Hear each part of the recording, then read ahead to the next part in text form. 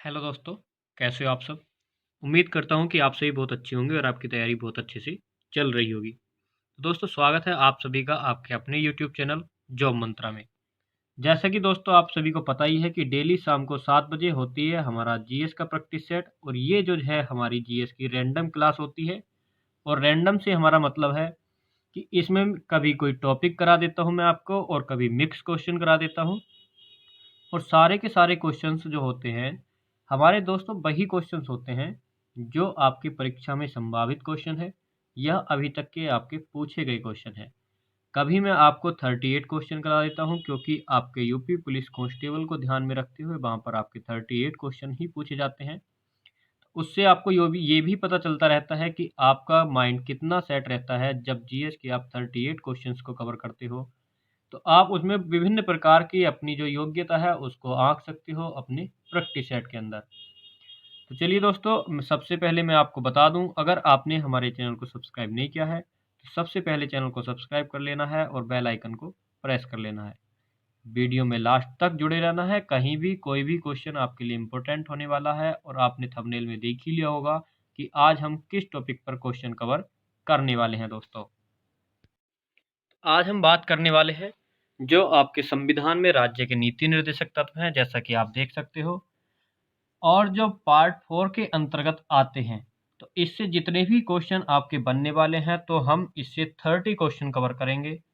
और पॉलिटी का जो पार्ट 4 का ए भाग है, जिसको आप 4 का कै भी बोल सकते हो, हम उसको भी आज कवर करने वाले हैं। उससे हमारे 20 के आसपास क्वेश्चन होने वाले हैं।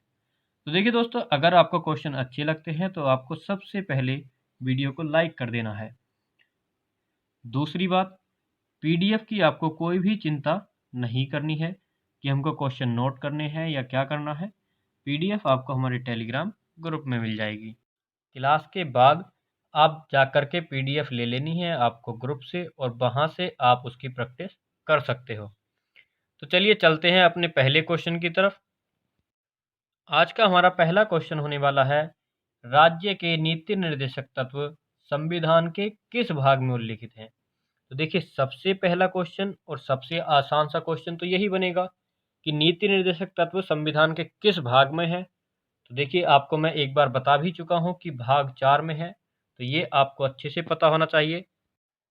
चलते हैं अपने अगले क्वेश्चन की तरफ। तो अगला क्वेश्चन आ जाता है हमारा कि नीति निर्देशक तत्वों की व्याख्या किन अनुच्छेदों में की गई है। तो अब आपको बताना है कि जो आपके नीति निर्देशक तत्व हैं, या आप इसको ऐसे भी बोल सकते हो कि भाग 4 कहाँ से कहाँ तक आता है, या नीति निर्देशक तत्व किन किन अनुच्छेद के बीच आते हैं। 36 से 51 के बीच, अनुच्छेद 12 से 35, अनुच्छेद 5 से 11, या इनमें से कोई नहीं। तो देखिए, मैं आपको बता दूं, सबसे पहली बात, जो आपके नीति निर्देशक तत्व हैं ये आते हैं भाग 4 में, जैसा कि पिछले क्वेश्चन में हमने कवर कर ही लिया है। दूसरी बात आ जाती है हमारी, ये आते हैं नीति निर्देशक तत्व अनुच्छेद 36 से अनुच्छेद 51 के अंतर्गत। तो ऑप्शन नंबर ए हमारा करेक्ट हो जाएगा। अब हम बात करेंगे अपने बी ऑप्शन की, कि जब हमारा अनुच्छेद 12 से 35 है तो ये किस भाग के अंतर्गत आएगा, और हमारा किसके अंदर इसके अंतर्गत क्या आता है। तो देखिए, 36, और 36 से पहले क्या आता है, 35। तो यानी 36 से पहले के कुछ जो होंगे आपके भाग 3 के अंतर्गत आएंगे।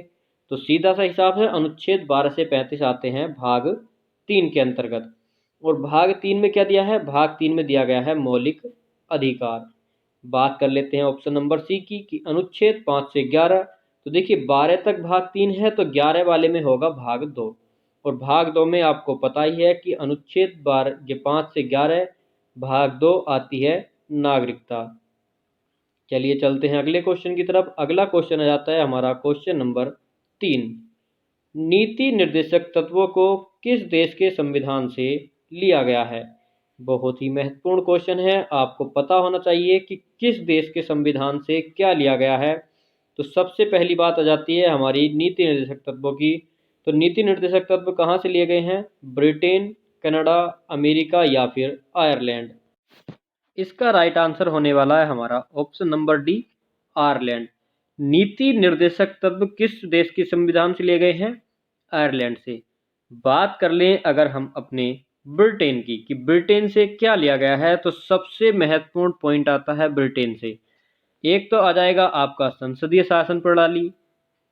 इन चीज़ों को नोट कर लेना है, जो मैं बोल करके लिखवाता हूँ, ये एक्स्ट्रा पॉइंट्स ये आपको पीडीएफ में नहीं मिलेंगे। जो मैं आपको बोल रहा हूँ इसको आप नोट कर सकते हो।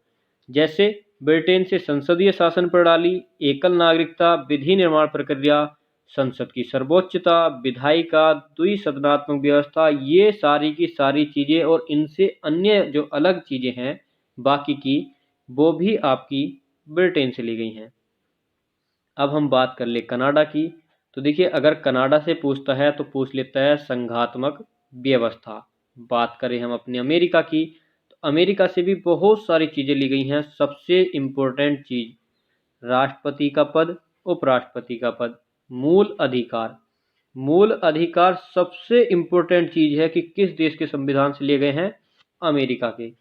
अगर आप बोलते हो कि ये सारे की कौन सी चीज़ कहाँ से ली गई है, तो मैं आपको ट्रिक के साथ एक अलग वीडियो में, यानी कि एक सेपरेट वीडियो इसकी तैयार कर दूंगा और आपको बहुत अच्छे से समझा दूंगा। अभी चलते हैं हम अपने क्वेश्चन नंबर 4 पर। तो हमारा अगला क्वेश्चन क्या कहता है, तो हमारा अगला क्वेश्चन है दोस्तों, आयरलैंड ने अपनी संविधान में नीति निर्देशक सिद्धांतों को कब स्थान दिया? 1935 में, 1936, 1937 या 1938? बात की जा रही है आयरलैंड की, क्योंकि हमने भी नीति निर्देशक तत्व आयरलैंड से ही लिए हैं। तो आयरलैंड ने कब नीति निर्देशक तत्वों को अपनाया था, तो ये अपनाया था दोस्तों 1937 में, यानी कि ऑप्शन नंबर सी आपका बिल्कुल करेक्ट हो जाएगा। आ जाता है आपका अगला क्वेश्चन, क्वेश्चन नंबर 5। अब आपको बताना है कि निम्न में से कौन सा कथन नीति निर्देशक तत्वों के बारे में सही है। एक सही है और 3 आपके गलत हैं। सही वाला ही आपको चुनना है। तो 2 ऑप्शन बाकी के आपको लास्ट में दिखा दूंगा। तो सबसे पहला हमारा क्वेश्चन आ जाता है, ऑप्शन आता है ऑप्शन ए, इन्हें नैतिक एवं राजनीतिक मान्यता प्राप्त नहीं है। किसकी बात कर रहे हैं हम? नीति निर्देशक तत्वों की। तो देखिए दोस्तों, उनको राजनीतिक एवं नैतिक मान्यता प्राप्त नहीं है, बिल्कुल गलत बात, प्राप्त है।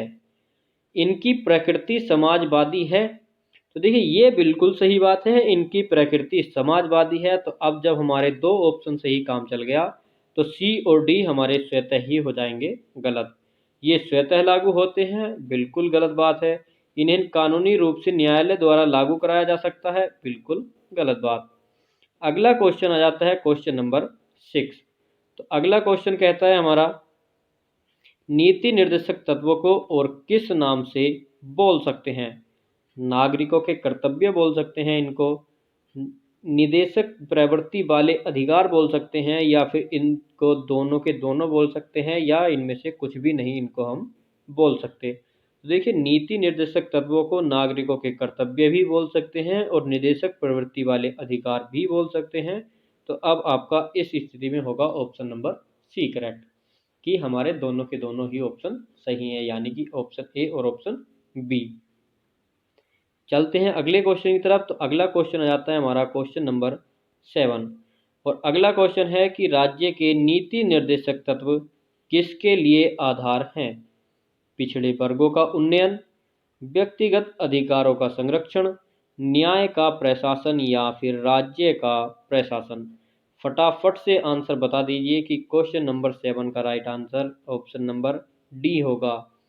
राज्य के नीति निर्देशक तत्व राज्य के प्रशासन के लिए आधार हैं।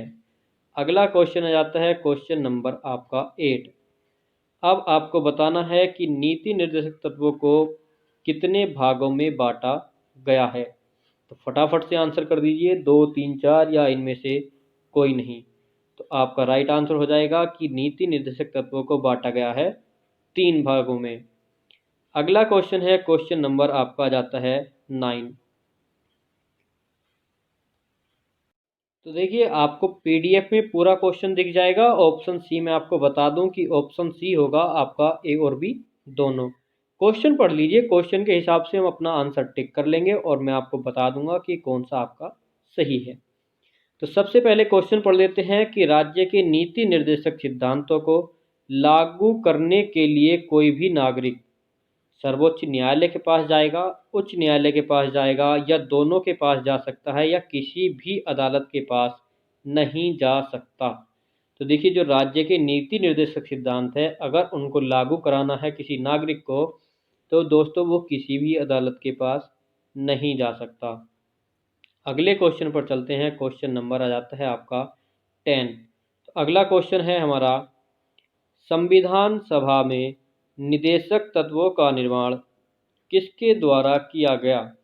प्रारूप समिति के द्वारा, मूल अधिकारों की उप समिति द्वारा, निदेशक तत्वों के लिए अलग समिति बनाई गई, या फिर इनमें से कुछ भी नहीं। तो देखिए, ऑप्शन नंबर बी आपका बिल्कुल करेक्ट है कि मूल अधिकार, जो आपके संविधान नीति निर्देशक तत्वों का निर्माण हुआ है, वो मूल अधिकारों की उप समिति के द्वारा किया गया है। अगला क्वेश्चन है आपका क्वेश्चन नंबर 11। बताना है आपको, नीति निर्देशक तत्व किस समिति की सिफारिश के आधार पर संविधान में शामिल किए गए?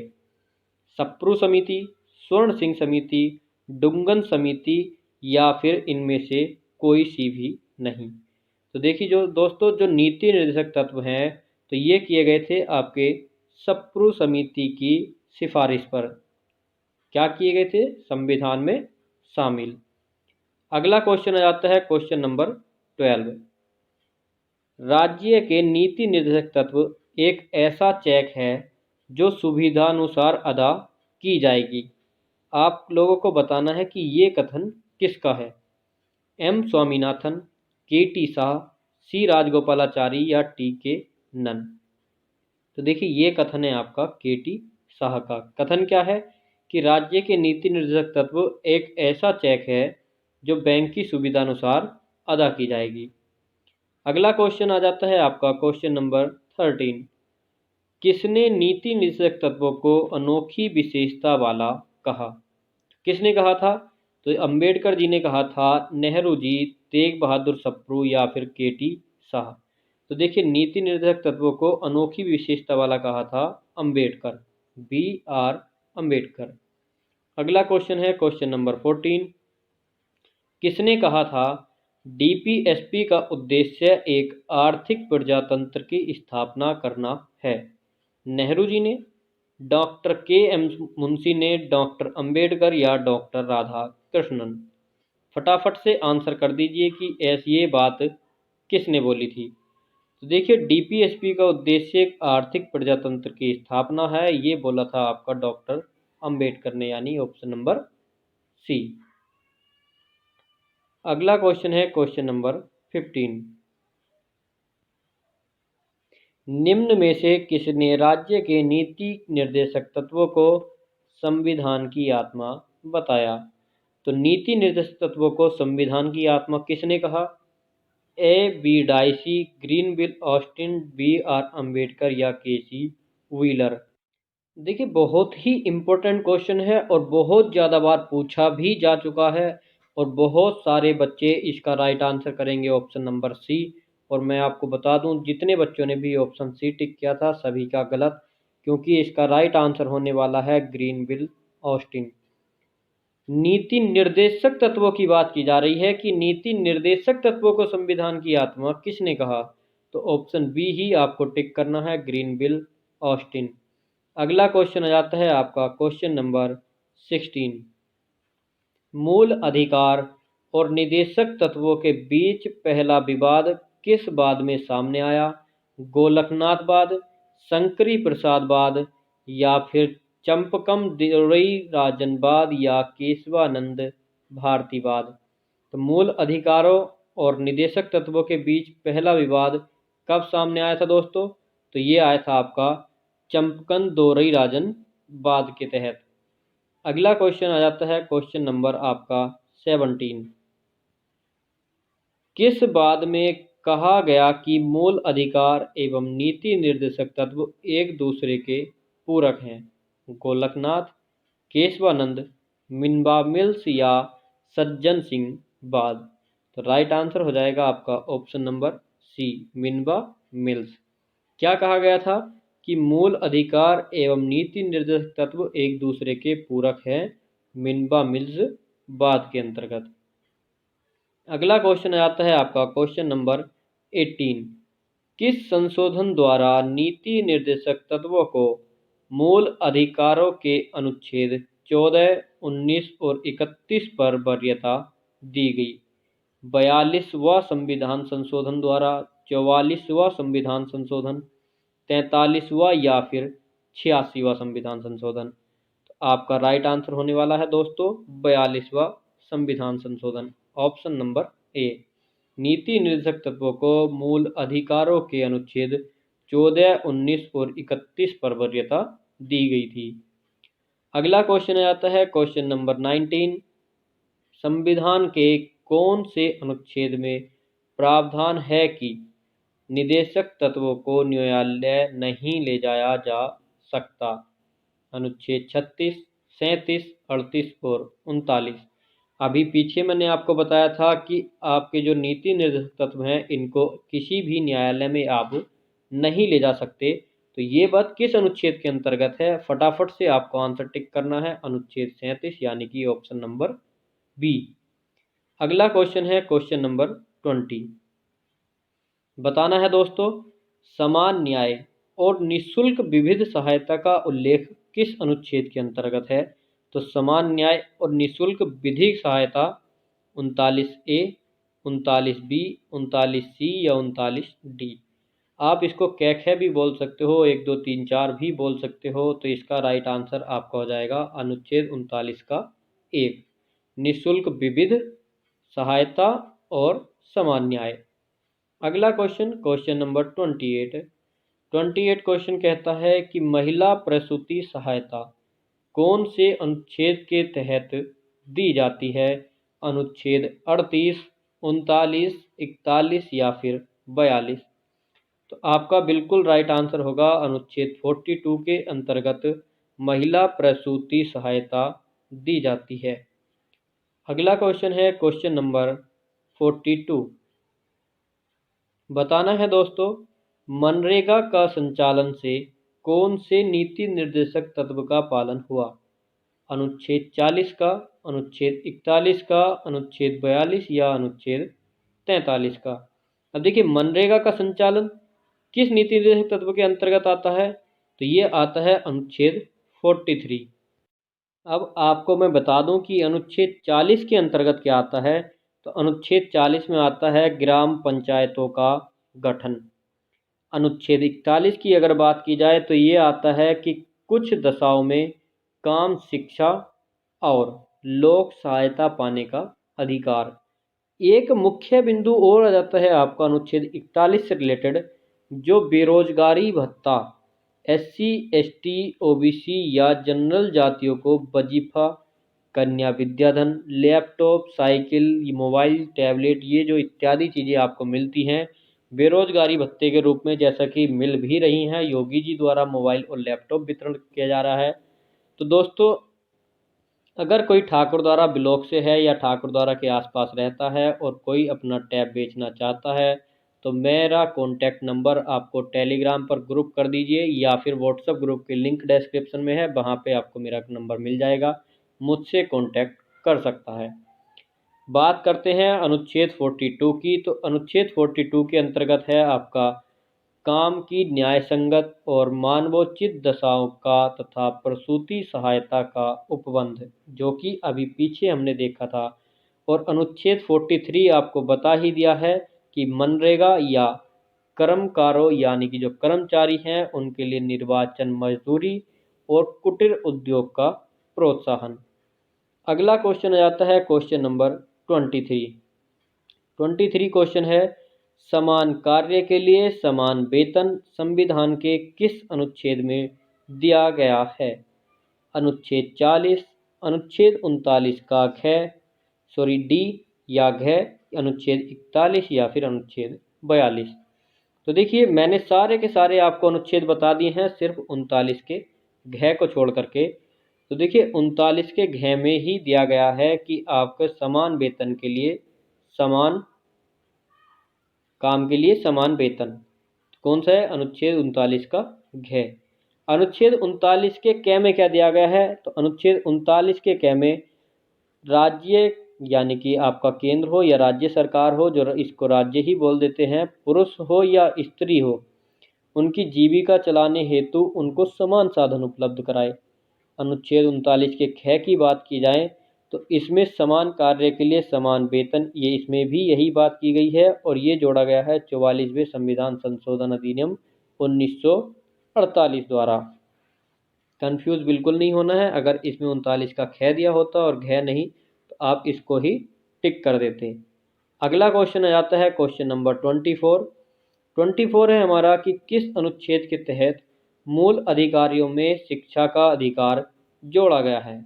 तो मूल अधिकारों में शिक्षा का अधिकार किस अनुच्छेद के अंतर्गत है? 44, 45, 46 या 47। तो मैं आपको बता दूं, इसका राइट आंसर हो जाएगा दोस्तों आपका ऑप्शन नंबर बी, अनुच्छेद 45। क्या कहता है? तो अनुच्छेद 45 कहता है 6 से 14 वर्ष की आयु के बच्चों को निःशुल्क एवं प्राथमिक, ये आपको ध्यान रखना है कि निःशुल्क एवं अनिवार्य शिक्षा कहाँ पर आएगा और निःशुल्क एवं प्राथमिक शिक्षा कहाँ पर आएगा, दोनों का डिफरेंस मैं आपको पहले भी समझा चुका हूँ। अनुच्छेद 44 में आता है कि नागरिकों के लिए एक समान सिविल संहिता, यानी कि आपका समान कानून, इसका एक अपवाद भी है और वो आपसे पूछ लिया जाता है कि गोवा में एकमात्र गोवा एक ऐसा राज्य है जहां पर नागरिक समान संहिता लागू नहीं है। बात कर लेते हैं अपने अनुच्छेद 46 की। तो अनुच्छेद 46 कहता है SC ST OBC को शिक्षा एवं अर्थ संबंधी यानी काम संबंधी हितों के लिए रक्षा। अनुच्छेद 47 कहता है कि राज्य अपने नागरिकों के स्वास्थ्य यानी कि आपके हेल्थ के बारे में है कि स्वास्थ्य को प्रभावित करने वाले पदार्थों को प्रतिबंधित करेगा, जैसे कि मदिरा, तंबाकू, ये सारी की सारी चीज़ें बंद की जा सकती हैं। किस अनुच्छेद के अंतर्गत? तो अनुच्छेद 47 के अंतर्गत। अगला क्वेश्चन आ जाता है क्वेश्चन नंबर 25। वर्तमान में नीति निर्देशक तत्व किन मूल अधिकारों पर प्रभावी हैं? अनुच्छेद 14 और 19 पर, अनुच्छेद 23 और 27 पर, दोनों पर या इनमें से किसी पर भी नहीं। तो क्वेश्चन नंबर 25 का राइट आंसर हो जाएगा ऑप्शन नंबर ए। तो सबसे पहले बात आएगी कि अनुच्छेद 14 में क्या है और अनुच्छेद 19 में क्या है। तो देखिए, अनुच्छेद 14 के अंतर्गत है कि विधि के समक्ष समानता का अधिकार। अब देखिए, विधि के समक्ष समानता किस देश से लिया गया है, तो ये भी आपसे पूछ लेगा, तो ये लिया गया है ब्रिटेन से। अब बात आती है अनुच्छेद आपके 19 की कि आपके अनुच्छेद 19 में क्या दिया गया है। तो देखिए, अनुच्छेद 19 से 22 लेकर के दी गई हैं आपके स्वतंत्रता का अधिकार। अनुच्छेद 1 में 7 प्रकार की स्वतंत्रताएं हैं, आपको ध्यान रखनी है। तो ये सभी चीज़ें आपको नोट कर लेनी है या आप PDF से भी इसको रिवाइज कर सकते हो अगर आपको अनुच्छेद याद हैं तब। अब आपके बात आ जाती है कि अनुच्छेद 23 और 27 में क्या दिया गया है। तो मैं आपको बता दूं कि अनुच्छेद 23 के अंतर्गत आपका आता है 23 और 24 शोषण के विरुद्ध अधिकार। लास्ट रह जाता है आपका अनुच्छेद 27, इसमें आ जाता है कि धार्मिक करों का प्रतिषेध। अब चलते हैं दोस्तों अपने अगले क्वेश्चन पर। अगला क्वेश्चन है हमारा क्वेश्चन नंबर 27। निम्न में से कौन सा एक अनुच्छेद उदारवादी और गांधीवादी सिद्धांत का सम्मिश्रण है? अनुच्छेद 47, 48, 43 या 40। तो इसका राइट आंसर हो जाएगा दोस्तों आपका ऑप्शन नंबर बी, अनुच्छेद 48। अब देखिए, एक वीडियो ज़्यादा लंबी हो जाएगी, अगर सब कुछ बताऊंगा तो जल्दी जल्दी कर लीजिए अपने बाकी के क्वेश्चंस। सबसे पहला आ जाता है क्वेश्चन नंबर 27 कि भारतीय संविधान का कौन सा अनुच्छेद समान नागरिक संहिता से संबंध रखता है? तो ए ऑप्शन आपका है 46, बी 51, सी 38, डी ऑप्शन भी आपको दिखा दूंगा। इन ऑप्शन में देख लीजिए कि क्या कोई सा ऑप्शन आपका है। तो इनमें से आपका कोई भी ऑप्शन नहीं है, तो राइट आंसर होगा आपका समान सिविल संहिता के लिए आता है अनुच्छेद 44। चलिए अगले क्वेश्चन पर चलते हैं। तो अगला क्वेश्चन है हमारा, न्यायपालिका कार्यपालिका का पृथक्करण किस अनुच्छेद में किया गया है? तो ऑप्शन नंबर है ए है अनुच्छेद 50 ऑप्शन बी अनुच्छेद 51, ऑप्शन सी अनुच्छेद 52 और ऑप्शन नंबर डी अनुच्छेद 53। तो फटाफट से आंसर कर दीजिए कि कार्यपालिका और न्यायपालिका का पृथक्करण दिया गया है अनुच्छेद 50 के अंतर्गत। ऑप्शन नंबर ए आपका करेक्ट हो जाएगा। अगला क्वेश्चन है, अंतर्राष्ट्रीय शांति सुरक्षा से संबंधित कौन सा अनुच्छेद है? तो ये है दोस्तों आपका अनुच्छेद 41 यानी कि ऑप्शन नंबर बी अनुच्छेद 51। लास्ट क्वेश्चन आ जाता है आपका अनुच्छेद 30। तो देखिए ये क्वेश्चन आपको कुछ दिखेगा कुछ नहीं दिखेगा, तो इस क्वेश्चन को हम छोड़ ही देते हैं। हम चलते हैं अपने अगले टॉपिक पर। तो अगला हमारा टॉपिक है आर्टिकल 4A को लेकर, जिसमें दी गई है नागरिकों के मौलिक कर्तव्य। मौलिक अधिकार अलग हैं और मौलिक कर्तव्य अलग हैं, ये आपको ध्यान रखना होगा। देखिए मौलिक अधिकारों की बात सभी लोग करते हैं, लेकिन अपने मौलिक कर्तव्यों की बात कोई नहीं करता। तो अब सबसे पहला क्वेश्चन यही आ जाता है कि मौलिक कर्तव्य आपके किस भाग और किस अनुच्छेद से किस अनुच्छेद के अंतर्गत आ जाते हैं या किसी एक ही अनुच्छेद के अंतर्गत आते हैं। तो मैं आपको बता दूं दोस्तों कि आर्टिकल 4 का ए आपको पता ही चल गया, और ये आते हैं आपके अनुच्छेद 51 के के अंतर्गत। जितने भी क्वेश्चन बनने वाले हैं सारे के सारे क्वेश्चन बनाएंगे, बस वीडियो में लास्ट तक जुड़े रहना है और फटाफट से वीडियो को लाइक कर देना है और वीडियो को अपने दोस्तों के साथ शेयर भी कर देना है। पीडीएफ आपको पता ही है टेलीग्राम पे मिल जाएगी, तो कोई टेंशन नहीं लेनी है। सिर्फ और सिर्फ एक्स्ट्रा फैक्ट्स नोट्स करते रहिए, पीडीएफ को प्रिंट करा लीजिएगा और उस पर लिख लीजिएगा जो भी मैंने आपके एक्स्ट्रा पॉइंट बताए हैं। तो पहला क्वेश्चन आ जाता है कि मूल संविधान में मौलिक कर्तव्यों का समावेश किया गया है। अब देखिए जब किया गया है तभी तो हम इसको पढ़ रहे हैं, तो सीधी सी बात है कि हमारा ऑप्शन नंबर, तो राइट आंसर हो जाएगा आपका ऑप्शन नंबर ए, हाँ। अगला क्वेश्चन आ जाता है क्वेश्चन नंबर 2, भारतीय संविधान के किस भाग में मौलिक कर्तव्यों का विवरण है? जैसा कि अभी अभी हमने पढ़ा कि भाग 4 का कै मौलिक कर्तव्यों का विवरण दिखाता है, तो आपका भाग 4 का कै।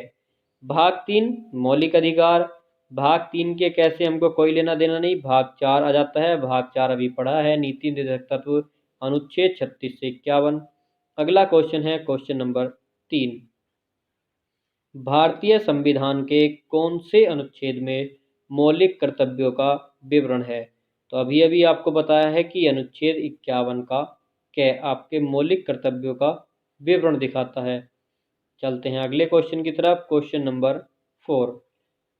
तो फोर्थ क्वेश्चन है कि भारतीय संविधान में मौलिक कर्तव्यों को किस देश से लिया गया है? अमेरिका, ब्रिटेन, रूस या फ्रांस? तो मैंने अभी शायद पीछे आपको बताया होगा, या नहीं भी बताया है तो यहाँ पर आपका राइट आंसर होने वाला है रूस, ऑप्शन नंबर सी। अगला क्वेश्चन है क्वेश्चन नंबर 5, मौलिक कर्तव्यों को संविधान के किस वर्ष अंततः स्थापित किया गया था? 1970, 1972, 76 या फिर 1978? तो यहाँ पर राइट आंसर हो जाएगा ऑप्शन नंबर सी यानी ऑप्शन 3, 1976। अगले क्वेश्चन की बात करते हैं। तो अगला क्वेश्चन है हमारा, भारतीय संविधान में किस संशोधन में नागरिकों के कर्तव्य को सम्मिलित किया गया? 42वां संविधान संशोधन, 44वां, 45 या फिर 43वां संविधान संशोधन? तो देखिए राइट आंसर आपका ऑप्शन ए ही हो जाएगा, 42वां संविधान संशोधन। और 42वें संविधान संशोधन के तहत ही संविधान में नागरिकों के कर्तव्य को शामिल किया गया। अगला क्वेश्चन है हमारा, पूर्व प्रधानमंत्री जिनके प्रयासों से नागरिकों के कर्तव्य भारत के संविधान में समाविष्ट किए गए, तो कौन से प्रधानमंत्री थे? पंडित जवाहरलाल नेहरू, लाल बहादुर शास्त्री, राजीव गांधी या फिर इंदिरा गांधी? तो इसका राइट आंसर है option number D, Indira Gandhi. चलते हैं अपने अगले क्वेश्चन की तरफ। क्वेश्चन नंबर आ जाता है हमारा क्वेश्चन 8। क्वेश्चन 8 कहता है कि भारतीय नागरिकों के मौलिक कर्तव्य प्रदान किए गए थे संविधान संशोधन द्वारा, सर्वोच्च न्यायालय के निर्णय द्वारा या राष्ट्रपति के आदेश द्वारा? तो ऑप्शन ए ही आपका करेक्ट है कि नागरिकों के मौलिक कर्तव्य संविधान संशोधन द्वारा प्रदान किए गए थे। अगला क्वेश्चन आता है क्वेश्चन नंबर 9। किस आयोग की संस्तुति पर मौलिक कर्तव्यों को संविधान में जोड़ा गया? स्वर्ण सिंह आयोग, सरकारिया आयोग, दिनेश गोस्वामी आयोग या इंद्रजीत गुप्ता आयोग? तो इसका राइट आंसर भी हो जाएगा आपका स्वर्ण सिंह आयोग। अगला क्वेश्चन नंबर 10। 42वें संविधान संशोधन में कितने मौलिक कर्तव्यों को जोड़ा गया? 7, 8, 9 या 10? तो राइट आंसर है आपका 10 मौलिक कर्तव्य। अगला क्वेश्चन नंबर 11। भारतीय संविधान भाग 4 का ए अनुच्छेद 51 ए में नागरिकों को कितने मौलिक कर्तव्य वर्णित हैं? अभी अभी आपको बताया था दोस्तों कि 42वें संविधान संशोधन द्वारा कितने जोड़े गए? तो जोड़े गए थे 10। और कुल मिलाकर के बात की जाए दोस्तों कि कुल मिलाकर के कितने हो जाते हैं, तो कुल मिलाकर के हो गए आपके 11। तो भाग 4 का ए और अनुच्छेद 51 ए में नागरिकों को कितने मौलिक कर्तव्य हैं? तो इनकी संख्या हो जाएगी आपकी 11। अगला क्वेश्चन नंबर 12। 11वें मौलिक कर्तव्य को किस संशोधन के द्वारा संविधान में शामिल किया गया? 10 तो 42वें संविधान संशोधन द्वारा थे, तो 11वां किसके अंतर्गत हुआ? 44, 78 या 86? तो 42 तो होगा नहीं, तो ये है आपका ऑप्शन डी, 86वें संविधान संशोधन द्वारा। अगला क्वेश्चन नंबर 13। 86वें संविधान संशोधन में कौन सा मौलिक कर्तव्य जोड़ा गया? प्राकृतिक पर्यावरण की रक्षा, देश की रक्षा और राष्ट्र सेवा, माता पिता का कर्तव्य है कि वे 6 से 14 वर्ष के बच्चों के लिए शिक्षा का प्रबंध करें, और ऑप्शन डी आ जाता है आपका सारे के सारे। तो देखिए दोस्तों, आपका ऑप्शन नंबर सी ही बिल्कुल करेक्ट है कि माता पिता का कर्तव्य है कि वे 6 से 14 वर्ष के बच्चों को शिक्षा का उपबंध कराए या प्रबंध कराए। अगला क्वेश्चन आता है क्वेश्चन नंबर 14। तो क्वेश्चन नंबर 14 है, अवशिष्ट अधिकार जिनका उल्लेख संघीय, राज्य या समवर्ती सूचियों में नहीं किया गया, वह किस में निहित है? तो अवशिष्ट शक्ति जो होती हैं राष्ट्रपति के पास, लोकसभा में, राज्यसभा, लोकसभा दोनों में, या फिर राज्य विधानमंडल में। तो ये आ जाती हैं राज्यसभा और लोकसभा दोनों में, जिनका उल्लेख ना ही संघीय ना ही राज्य व समवर्ती सूचियों में मिलता है। अगला क्वेश्चन नंबर 15।